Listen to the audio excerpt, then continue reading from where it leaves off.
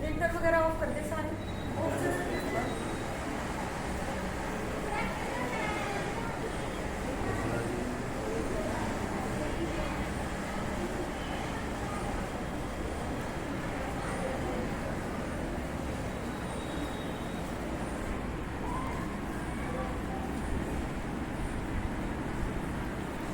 हाँ जी मैडम, आज ये किस तरह का जो है कार्यक्रम जो है ऑर्गेनाइज किया गया है?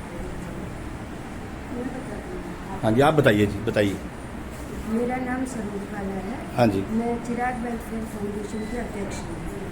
मेरे पति श्री राजेंद्र मेहरा वरिष्ठ पत्रकार, जिनका देहांत 30 मई को हुआ था, उनकी याद में विश्व पत्रकारिता दिवस पर बच्चों की पत्रकारिता के महत्व पर निबंध प्रतियोगिता रखी गई है, जिसमें 50 बच्चों ने भाग लिया है और ये बच्चे अपनी प्रतिभा के अनुसार निबंध लिख रहे हैं।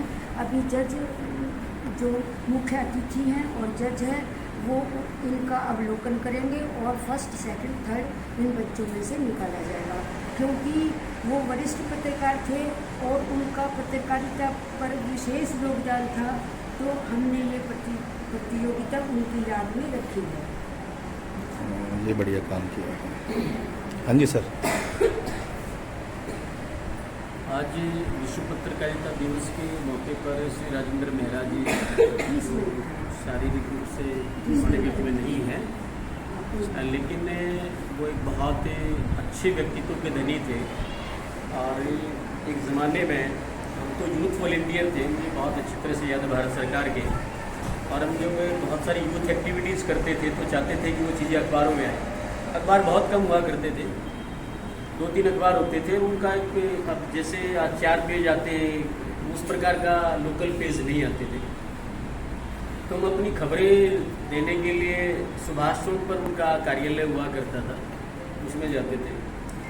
बड़े व्यक्तित्व के धनी थे और जो एक पत्रकारिता की गरिमा होती है, पत्रकार को तलवार की धार पर चलना होता है, ये इतना आसान काम नहीं है।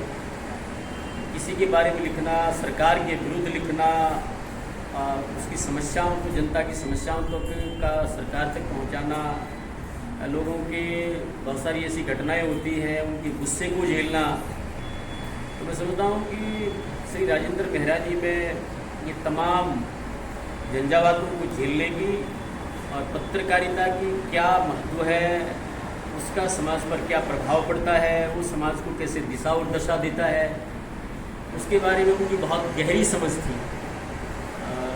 मैं तो व्यक्तिगत रूप से उनका बहुत सम्मान करता था, मुलाकात करते थे, और अब वो हमारे बीच में नहीं रहे, लेकिन उनके जो आदर्श हैं, जिस प्रकार से उन्होंने पत्रकारिता के माध्यम से, अपनी लेखनी के माध्यम से समाज को दिशा और दशा देने का काम किया, सामाजिक रूप से, आर्थिक रूप से, राजनीतिक मामलों को लेकर जनता की समस्याओं को उठाना, शहर की समस्याओं को उठाना, ये उन्होंने बहुत बेहतरीन काम किया।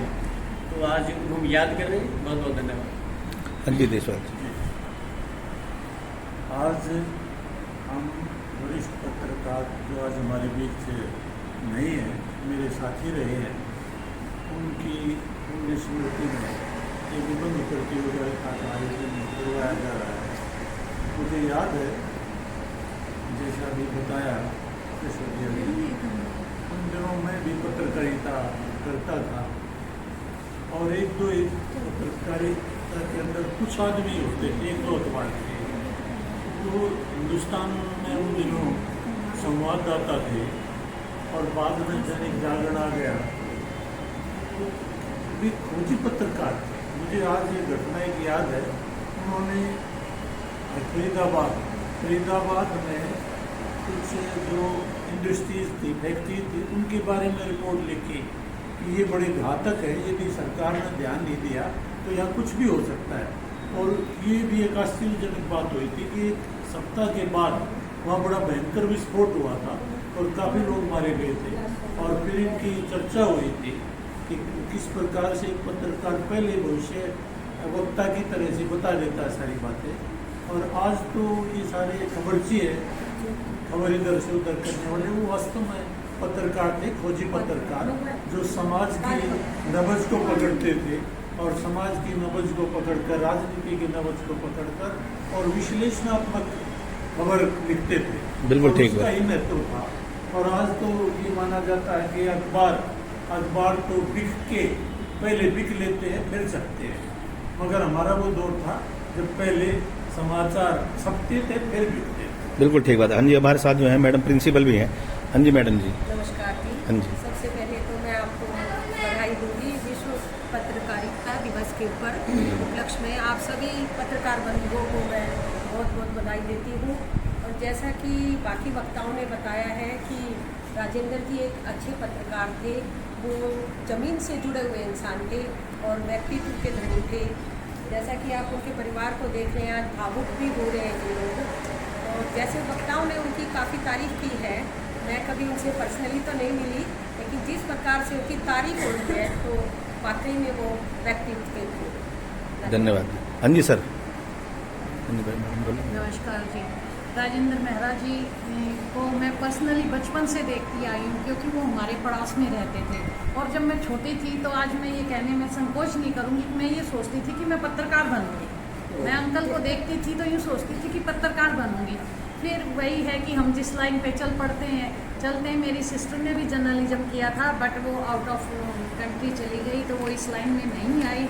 लेकिन ये एक ज़मीन से जुड़े हुए थे, हर एक को अच्छे से बोलना, हर किसी को सम्मान देना, पड़ोस की कोई भी ऐसी समस्या होती थी उनसे बताएं तो वो उसको ज़रूर सॉल्व करने में अपना योगदान देते थे। और नॉर्मली अगर देखा जाए तो उनका परिवार भी और उनकी ये मैसेज भी, इनके बच्चे, ये इनका बहुत ही एक अच्छा और सुलझा हुआ परिवार। और अगर आप कहें तो वो तो समय से आगे चलने वाले थे। इन्होंने अपनी शादी के टाइम पे, उस टाइम पर जब इनकी शादी हुई उस टाइम पर इन्होंने जाति बंधन तोड़ा था। कोई और टीचर कोई बोलना चाहे?